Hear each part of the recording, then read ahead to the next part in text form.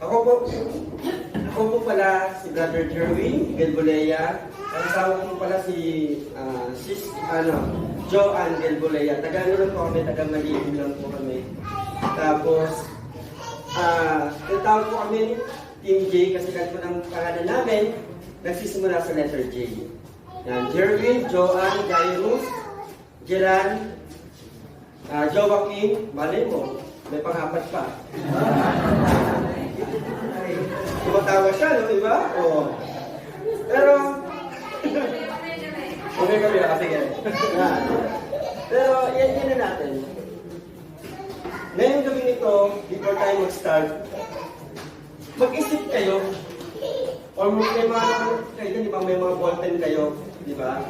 Sulat kayo, bibigyan ko kayo ng isang minuto. What are the things that you are most grateful for? Ano yung mga bagay na pinapasalamatan mo? Yun. Kahit ano po, pwede po ninyo isulat dyan. Wala akong maling sagot dyan. Lahat po tama. Yan. Siguro start na po natin. Ngayong gabi yung oras na to. In 1 minute po. Ano po ang pinasasalamatan po ninyo?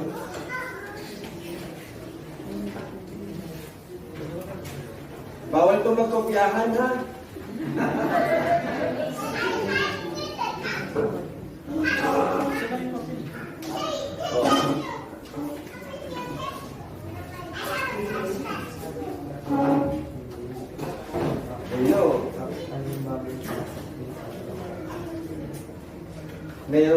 Merong sekretary dito. Mayroon po.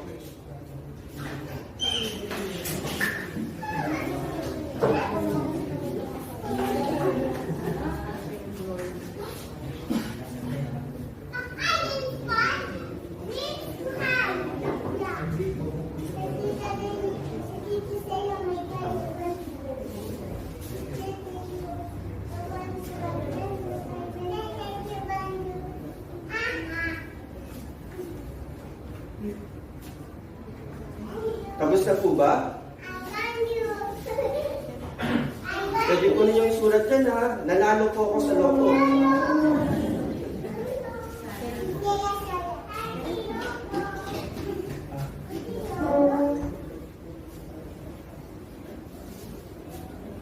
Yan, last 10 seconds na lang po.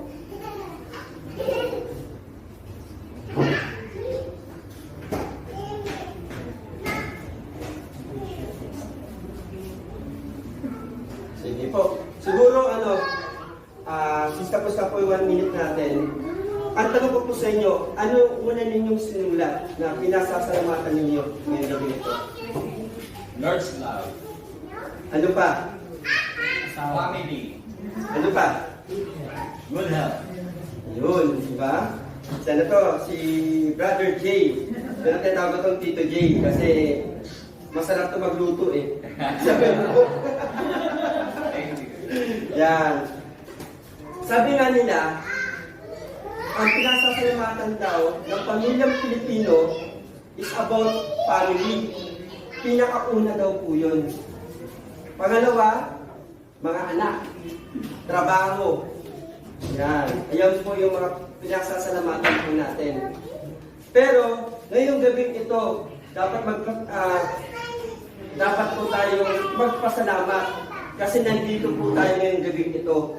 Kasi nakikinig kayo or nag-yes kayo sa mga invitation ng mga brothers and sisters natin na nasa likod. Diba? Tama po ba ako?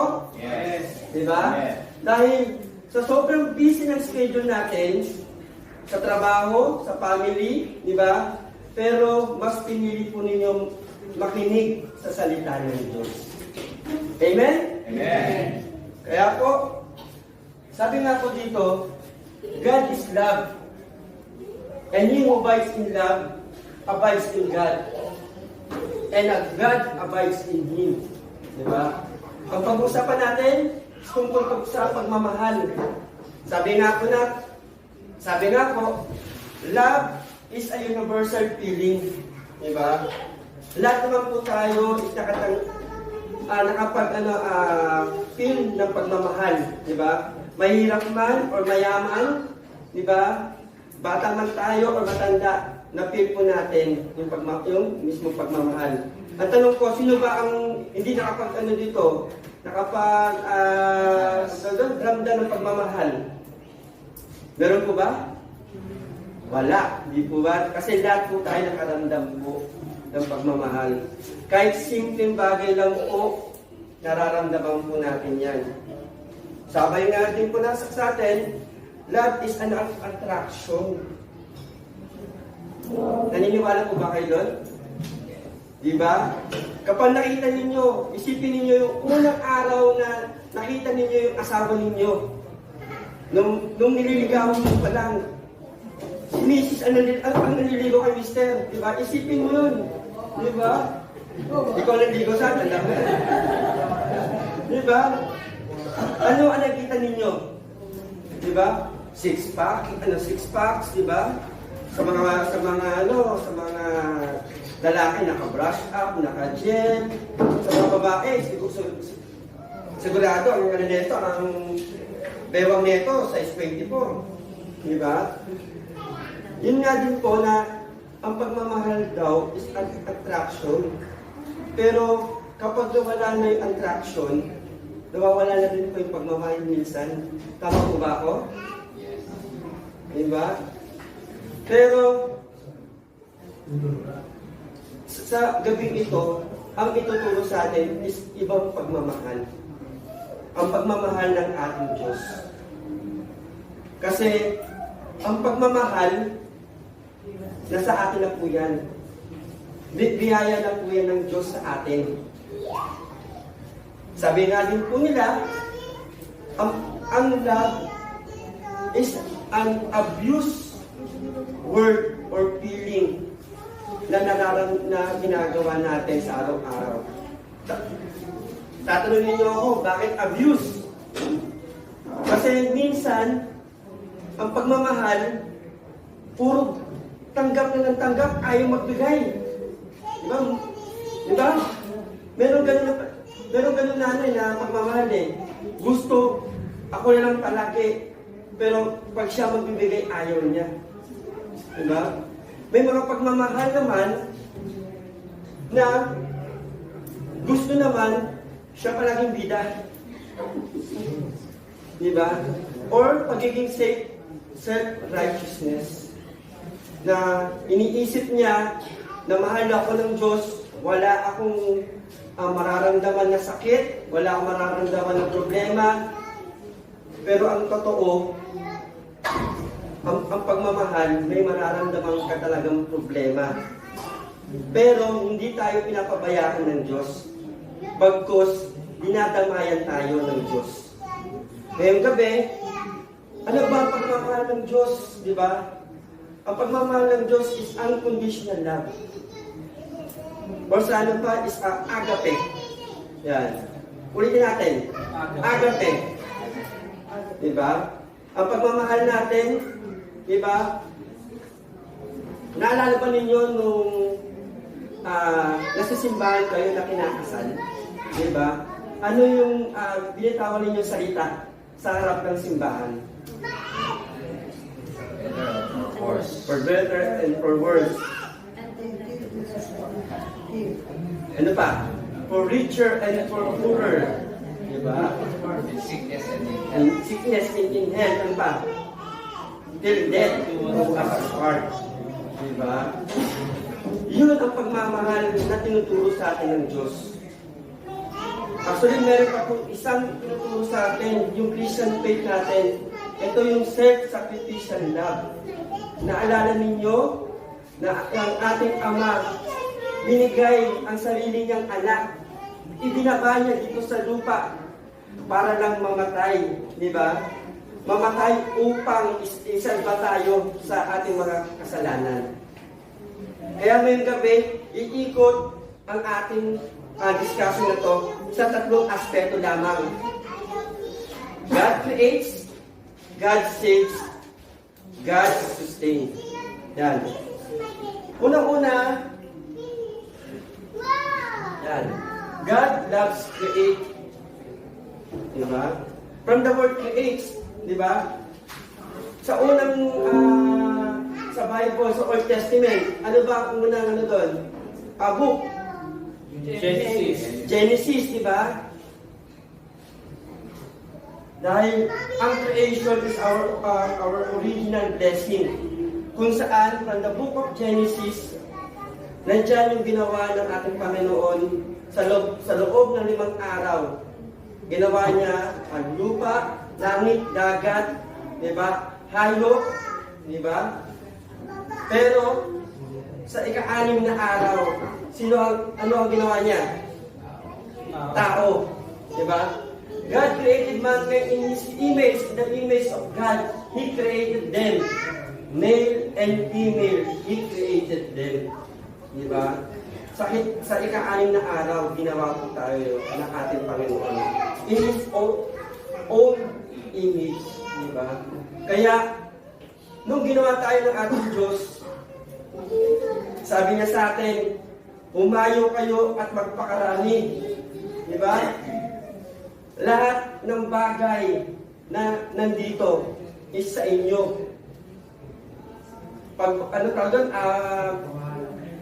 Pangalagaan at pagyamanin. Maliban na lang po dun sa isang inuutos niya na huwag kakainin yung prutas ng karunungan or the fruit of knowledge. Pero hindi yung mansanas, ha? Wala nasasabi ng mansanas yun. Di ba? Fruit of knowledge. Yan.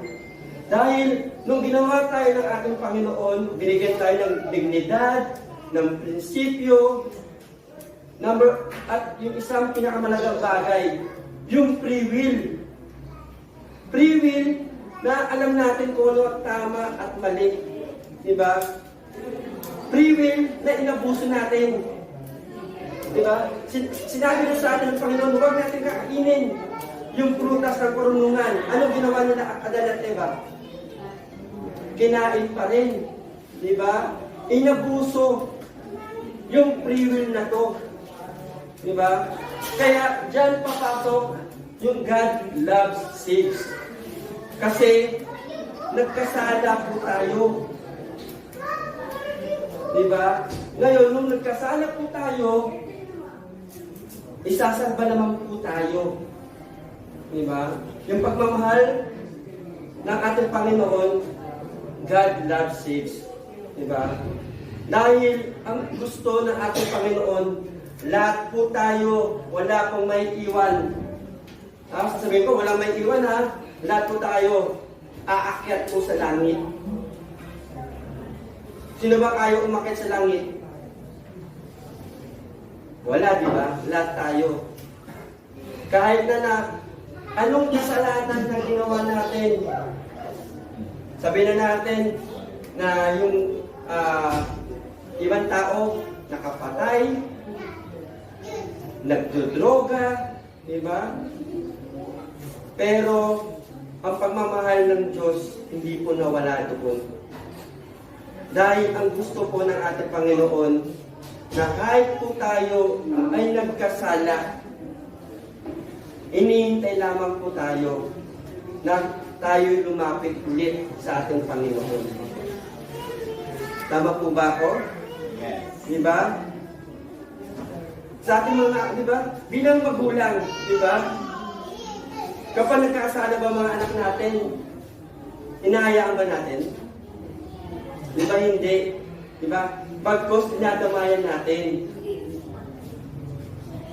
Pero pag humingi ng tawad ang ating mga anak, di ba? Niyayakap natin. Yan din po yung gusto ng ating Panginoon. Na kapag tayo humingi ng kapatawaran sa ating mga kasalanan, magkaroon po tayo ng intimacy and na relationship sa ating Panginoon. Yun. Di po ba? Niyayakap tayo ng ating Panginoon. Actually, pag ako nagkakasala, ginagawa ko lang po, umuupo lang po ako sa isang tabi. Kinakausap ko po yung ating Panginoon. Yun. Sinasabi ko po, Panginoon, patawad po sa aking mga kasalanan. Tapos mapipil po natin na iba pong ano natin eh, yung mararamdaman po natin. Di po ba? Tapos meron pa po isang parable na tinuturo po sa atin ng Panginoon. Ito po ang The Parable of the Lost Son. Sa Parable of the Lost Son, di ba? Yung tatay na may dalawang anak, di ba? Yung tatay sobrang yaman. Yung panganay, sobrang sumusip sa tatay. Yung bunsong anak, sabi niya sa tatay niya,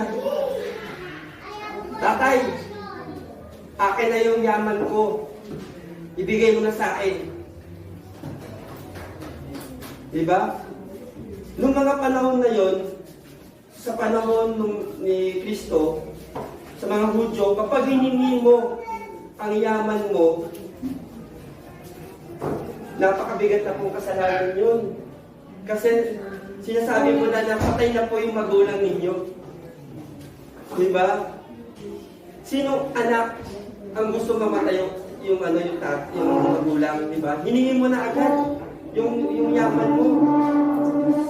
Tapos nung pinuha mo na, nung binigay na sa iyo ng tatay mo, saan ka pumunta? Pumunta ka sa malayong lugar. Nagpakalasing, gumawa ng lahat ng bisyo, diba? Eh dun sa pinuntahan po yung lugar, nagkaroon po ng taggutom.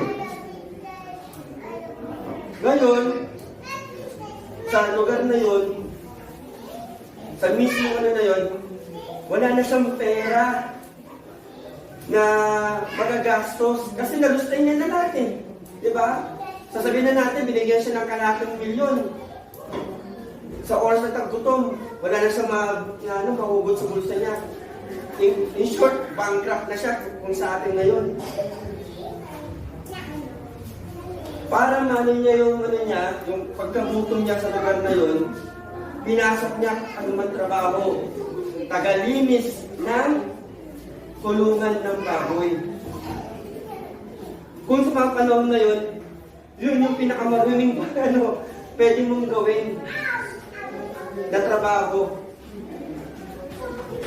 Naranasan po niya na mismo pagkain na mismo ng baboy yung kinakain niya. Naisip niya tuloy yung mga kasambahay namin doon sa lugar ng tatay ko, ang kinakain, fried chicken, fried rice, mga ganyan, di ba? Papaisip ka na agad. Tapos ako, ang kinakain ko, mga kaling baboy. Di ba? Sabi tuloy ng bunsong anak na to, babalik ako sa tatay ko. Gagawa ako ng sasabihin ko. Nilatag niya kung sasabihin niya. Pagbalik niya sa mismong lugar kung asa yung tatay niya, malayo pa. Ang tatay niya nakaupo sa harapan ng bahay nila. Nung naaninag siya, di ba? Tumayo ang tatay niya at niyakap siya. Walang anumang sabi-sabi. Lahat ng sasabihin ng bunsong anak, hindi na po niya nasabi. Kasi niyakap na po siya ng kanyang ama. Anong sabi ng kanyang ama? Pinutusan niya lahat ng katulong nila. Bihisan ninyo ang aking anak. Diba? Ibigay ninyo yung pinakamagandang kasuotan. Kung saan pa, ibigay ninyo yung Levi's na damit. Diba? Adidas na sapatos. Diba? Lahat yun binigay niya doon sa musong anak na yun. At meron pang isa. Sabi ng tatay niya, magbunhi tayo. Yung pinakamalaking karne. Diba? Pakatin natin, gumawa tayo ng handaan. Sino kayang tatay ang gagawang ganun? Diba? Nagkasahala na yung anak, Bininisan mo pa? Tapos gaganda ka pa. Ang isipin natin, ano kaya naramdaman ng panganay na anak? Tama. Nagselos yung panganay na anak. Sabi niya sa tatay niya, kasi sabi niya, doon sa tulong, bakit may handaan dito? Eh nalaman niya, bumalik na po yung kapatid mo. Sabi naman to, nung panganay na anak, eh nung nandito ako kahit isang pa-Jollibee ng tatay ko di man lang ako nabigyan ng Jollibee. Yung yung kapatid kong bunso, nawala. Pinaghandaan pa ng bonggang-bongga. Pero isa lang po yung sinabi ng kanyang ama, doon sa panganay na anak.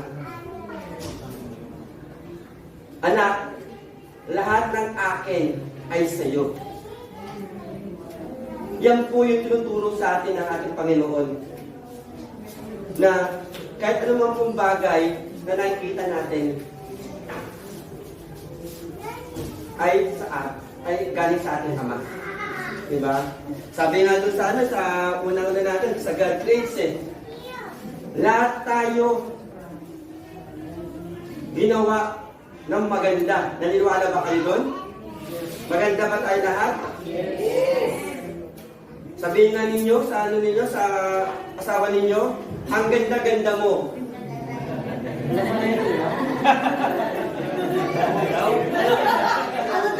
Ano daw? Diba? Yan na po. Pero na po nagkakasakitan dito dahil sinabi na kaganda-ganda na. Yan, diba? Dahil po, lahat po ng bagay na ginawa ng ating Panginoon ay maganda. Wala akong pangit. Amen? Amen.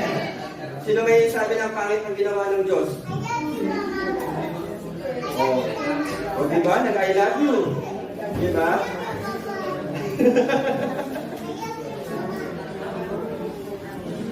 Yan po. Sabi nga po ni Pope John Paul II, God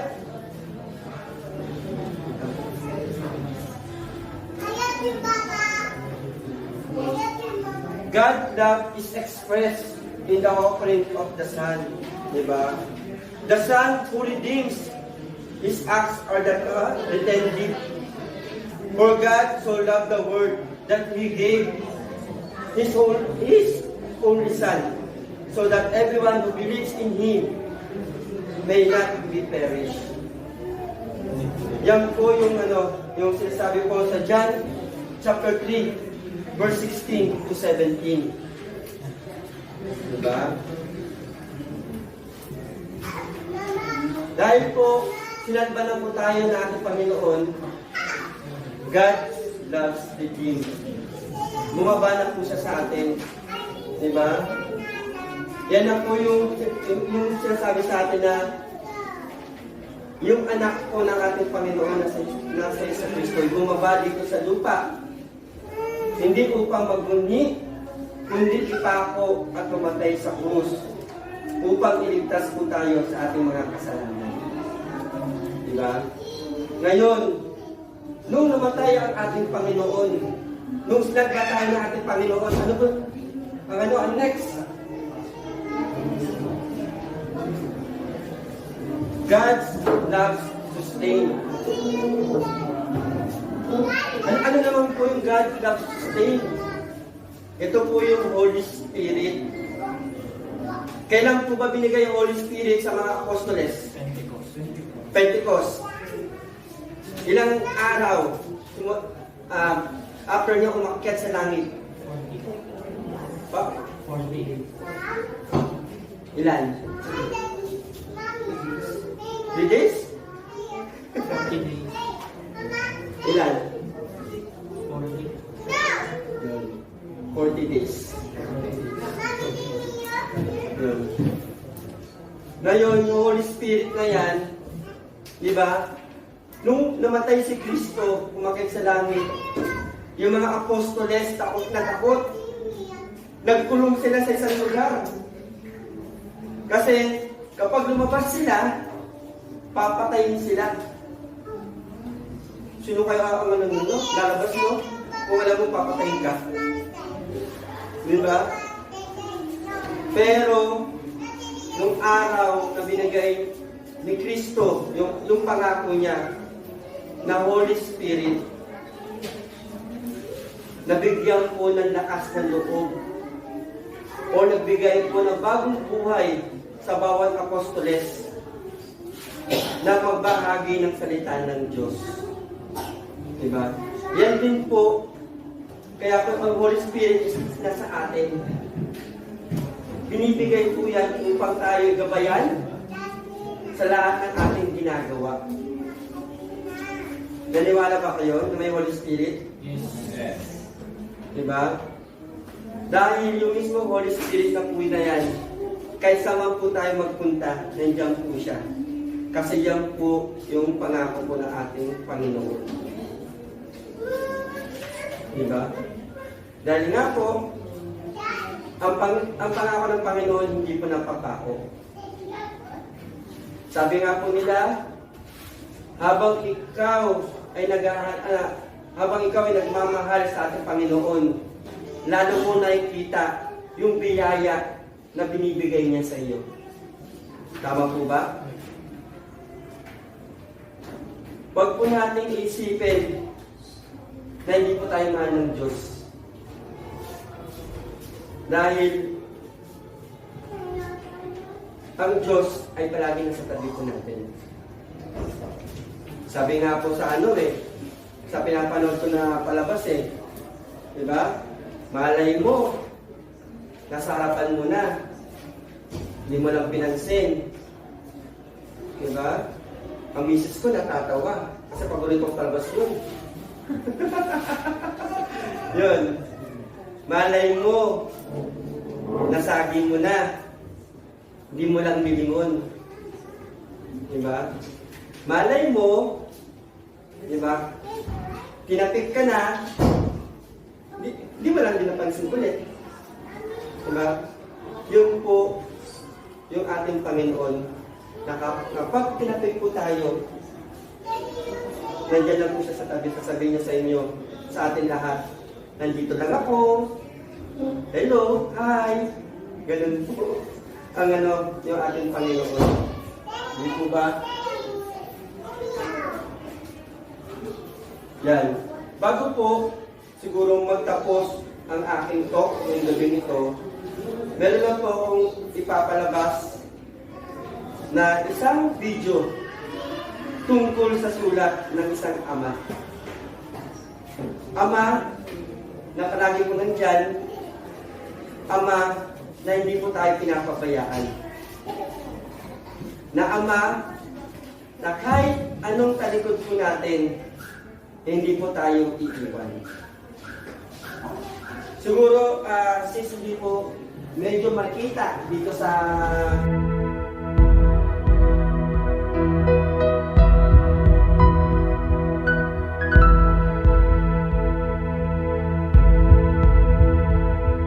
My child, you may not know me, but I know everything about you. I know when you sit down and when you rise up. I'm familiar with all your ways. Even the very hairs on your head are numbered, for you were made in my image. In me you live and move and have your being, for you are my offspring. I knew you even before you were conceived. I chose you when I planned creation. You were not a mistake, for all your days are written in my book. I determined the exact time of your birth and where you would live. You are fearfully and wonderfully made. I knit you together in your mother's womb and brought you forth on the day you were born. I have been misrepresented by those who don't know me. I am not distant and angry, but am the complete expression of love. and it is my desire to lavish my love on you, simply because you are my child, and I am your father. I offer you more than your earthly father ever could, for I am the perfect father. Every good gift that you receive comes from my hand, for I am your provider and I meet all your needs. My plan for your future has always been filled with hope, because I love you with an everlasting love. My thoughts toward you are countless as the sand on the seashore, and I rejoice over you with singing. I will never stop doing good to you, for you are my treasured possession. I desire to establish you with all my heart and all my soul, and I want to show you great and marvelous things. If you seek me with all your heart, you will find me. Delight in me, and I will give you the desires of your heart, for it is I who gave you those desires. I am able to do more for you than you could possibly imagine, for I am your greatest encourager. I am also the Father who comforts you in all your troubles. When you are brokenhearted, I am close to you. As a shepherd carries a lamb, I have carried you close to my heart. One day, I will wipe away every tear from your eyes, and I'll take away all the pain you have suffered on this earth. I am your Father, and I love you even as I love my Son Jesus. For in Jesus my love for you is revealed. He is the exact representation of my being. He came to demonstrate that I am for you, not against you, and to tell you that I am not counting your sins. Jesus died so that you and I could be reconciled. His death was the ultimate expression of my love for you. I gave up everything I loved that I might gain your love. If you receive the gift of my Son Jesus, you receive me, and nothing will ever separate you from my love again. Come home and I'll throw the biggest party heaven has ever seen. I have always been Father, and will always be Father. My question is, will you be my child? I am waiting for you. Love, your dad, Almighty God.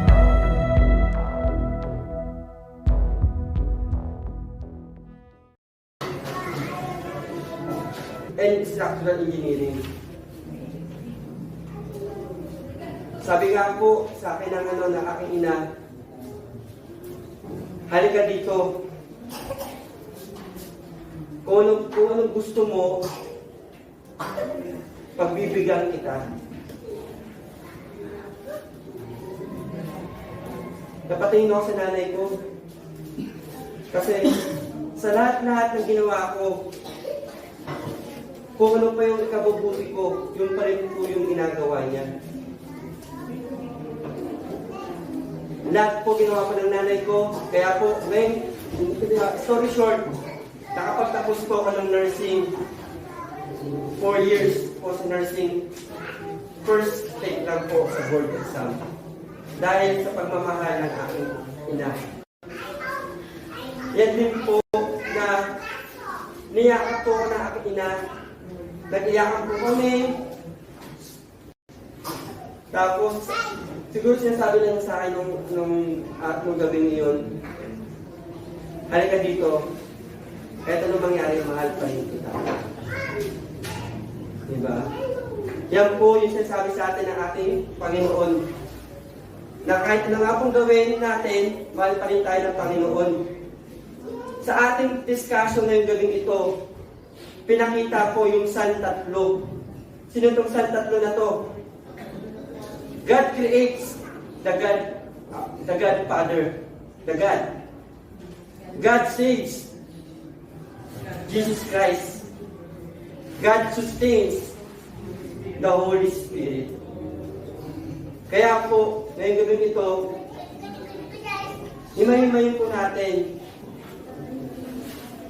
yung pagmamahal ng ating Panginoon. Sana po, kung ano man po yung pagmamahal na binigay sa atin ng Panginoon, yun din po yung ibibigay natin sa ating kapwa. Na walang what if.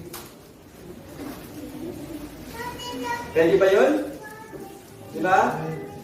Dahil ang tunay na pagmamahal, mararamdaman mo lamang pagkasama mo po ang ating Panginoon.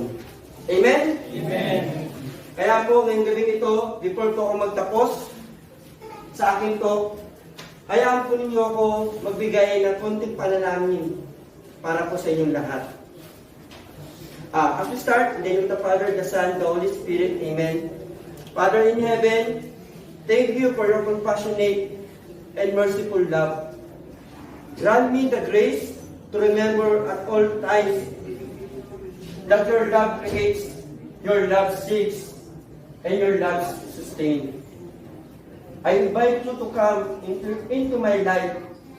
I open myself to you blessings, forgiveness, and graces. I offer to you the areas in my life that I am asking for your love to manifest. Father, grant me the grace to know and love you more. Today, I declare that I am your beloved child. Amen. In the name of the Father, the Son, the Holy Spirit. Amen. For that, may God be praised.